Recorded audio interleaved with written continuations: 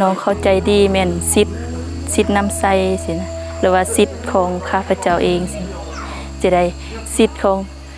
องเฮาจะแม่นน่ะสมมุติว่าเฮามีดินต้นนึงสินะเฮามีสิทธิ์นำใส่ดินต้นนั้นแต่ว่าถ้าหากผู้อื่นสิมาใส่อันดินตัวนั้นมันบ่ได้ถ้าหากนอกจากว่าเฮาเซ็นให้อันเขาเจ้าหรือว่ายินยอมให้เขาเจ้าเอ็ด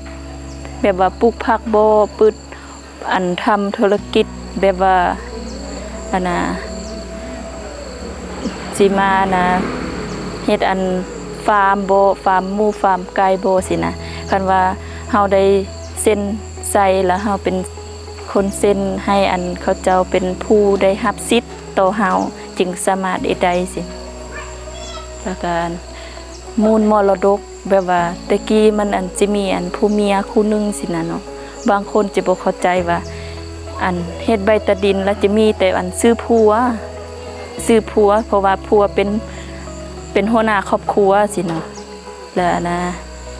ผู้หญิงหั่นน่ะบ่ได้ใส่สิทธิ์นั่นน่ะบ่ได้ใส่อันน่ะใบตะดินนำก็เลยว่าคันว่าผัวไปติดหนี้สินะติดหนี้หรือว่าเป็นหนี้หลายโบนสินะเอาใบตะดินหัน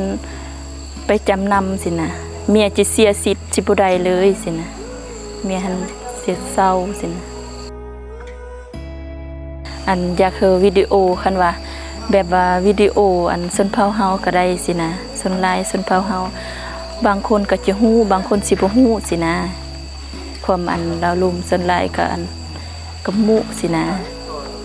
คันว่าพอเป็นไปได้สินะเพราะว่าอยากเฮอวิดีโอเฮามันเป็นอันภาษากับมุเฮาเด้สินะแต่ว่าอันชนเผ่าลุ่มนี่